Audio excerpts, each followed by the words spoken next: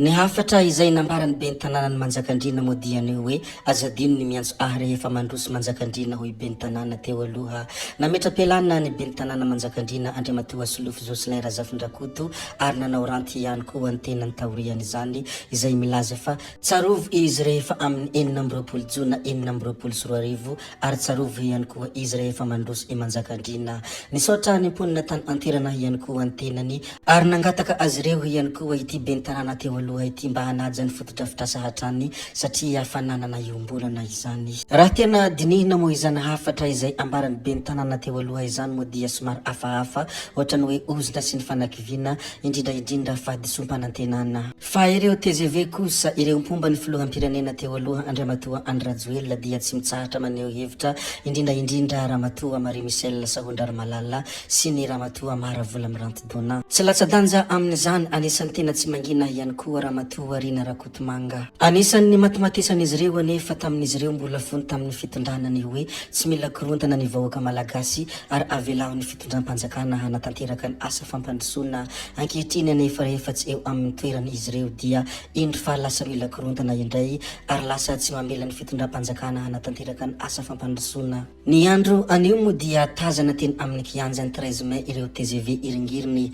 tazana teny amin'ny kianjany 13 Mai ireo pomba ny filoha teo aloha Andry Rajoelina izay tarihiny Ramatoa Rina Rakotomanga sy ny Ramatoa Marie Michel Sahondrarmalala. Anisan'ny sora-baventy izay noentin'izy ireo moa nandritran' izany fihetsiketsehana teny amin'ny 13 Mai izany ny fitakinany hoe mila fandriampahalemana izahay. Fa ny mikasika ny anterimeram-pirenena Tsimbazaza kosa dia 70 isanjato ireo solombavambahoaka lany tamin'ny Irmara no nametra-pialana. Araka ny vaovao misy ankehitriny moa dia nanapa-kevitra ny hanohana ny fitondrana mijoro ankehitriny ireo solombavambahoaka lany tamin'ny tsy miankina sy ireo solombavambahoaka nametra-pialana tamin'ny vondrona parlementera Irmara. Isan'ny ireo andrafitra ireo maro anisa eny amin'ny anterimeram-pirenena izy ireo raha ny fanambarana hatrany izay nambarany izy ireo. Miisa 20 ireo solombavambahoaka tonga teny antoerana. Ndeha moa somary arantsika kely ny misimisy ny mikasika an'izay solombavambahoaka nametra-pialana izay. Rahabanareo mpanao gazety namaly ny antsonay hitanareo misy tepitepetipeto ny antony esoanay anareo dia hisy fanambarana mahakasika ny fijoroan'ny député majorité présidentielle dia ome koa ny député Nambogatrimo ny hamaky ny fanambarana. Sorobetsaka président ny fanambarana moatry ny mahazatra be fa tsy dia ntsony izahay solombavambahoaka lamy tamin'ny vondrona Irmara izay misy natoko politika fikambanana maro rehefa nahita fa nisy ny fanambarana tsy misy sonia tsy nisy feo na vidéo tsy fantatry ny fahamarinany nefa nampiasana misarinay fahiny ary milaza fa mitondra ny anaranay dia manambara sy manamafetona fa 20 isanjaton'ny solombavambahoaka lany tamin'ny vondrona Irmara izahay no nametra-pialana soa ao anatin'ny vondrona parlementera Irmara intsony eto anivon'ny antenimera pirenena.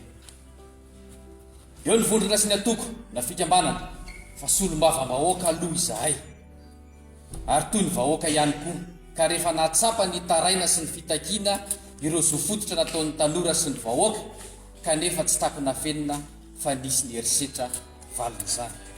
Tena nanapa-kevitra izahay fa nametra-pialana sao anatin'ny vondrona parlementera intsony fa hiaraka hanarina ny fiainan'ny vahoaka sy ny firenena amin'izay anjara tandrify anay miaraka amin'ny fitondram-panjakana tarihan'ny filoham-panjakana Colonel Mikael Radrenireny.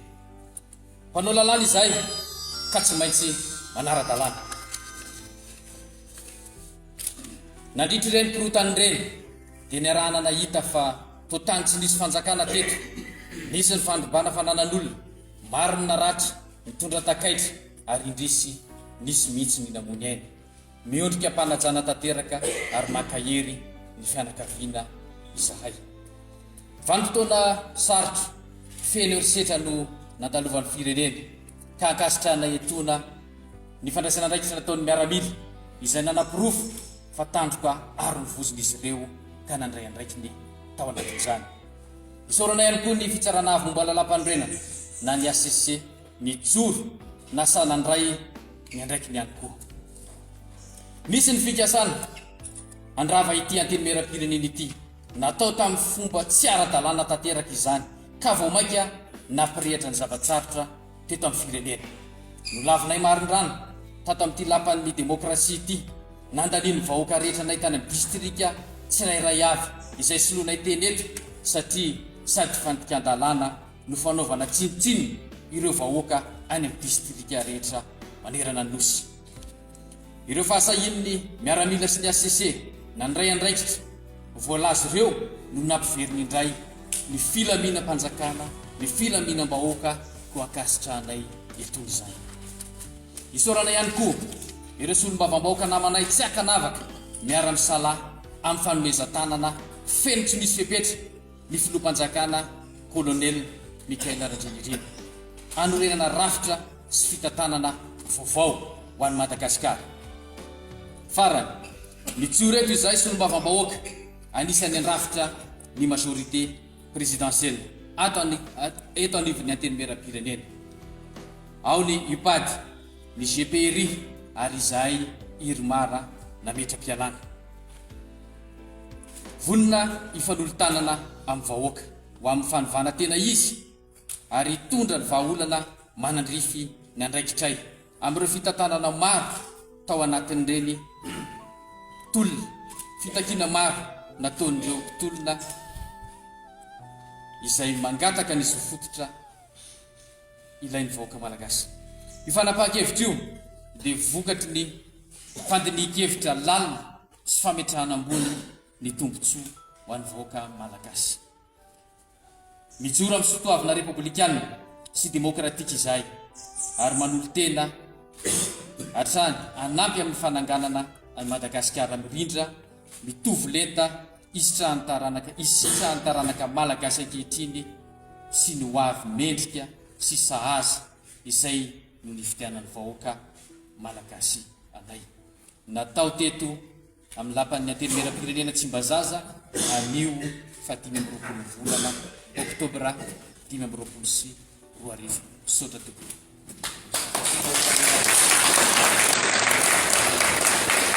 Mariana fa point de presse izy tia tsisy fanontaniana aloha ny androany raha sitraka reo amanaraka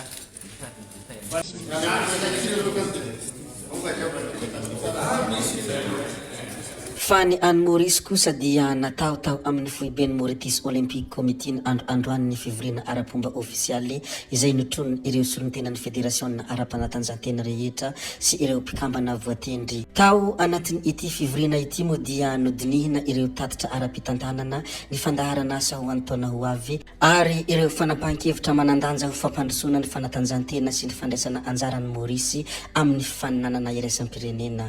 Natao tamin'ny mpahamatorana sy fanajana tanteraka moa ny fitsipika olimpika sy ny firaisan-kina ara-panatanjahantena ny fampidinihana ho fanamafisana ny firaisan'ny fédération rehetra sy ny finiavana hananitra avy ny fanevan'ny Maurice amin'ny sehatra maneran-tany. Andriamatoa filoham-pirenena teo aloha Andrinirina Rajoelina modia tsy malagasy intsony nisorona tamin'ny filoha teo aloha Andry Rajoelina ny zom-pirenena malagasy ny andro ny 4 Oktobra 2024 no namoahana tamin'ny gazety Mpanjakana ny didy Mpanjakana manambara fa tsy mizaka ny zom-pirenena malagasy intsony i Andry Rajoelina ho fampaharana ny andininy faharoa amby 70 amin'ny hitsivolana nasiam-panovana laharana fa 80 tsipika ohatra 14 sy taorian'ny nahazahoan'ny zom-pirenena frantsay. Rehefa mahtadidy ity resaka zom-pirenena frantsay ity moa dia tsaroana foana ny teny izay nataon'ny filohampirenena teo alohany hoe tsy misy afaka manala ny maha malagasy aho ary ny raha mikorana ato anatiko dia malagasy tanteraka hoy izy tamin'izany. Tompoko vavy sy tompoko lahy zay ihany koa no namarana ny video antsika koa dia mangasitraka anareo na vitany haino hatramin'ny farany ary mbola manentana anareo foana ny mbola hanaraka ny video manaraka izay alatsaka hiaty misesisesy zay fa tsy halavaina ny resaka hamitra veloma izay veloma vetivety amin'ny manaraka indray no manao ny misimisy veloma ary tompoko lahy veloma tompoko vavy.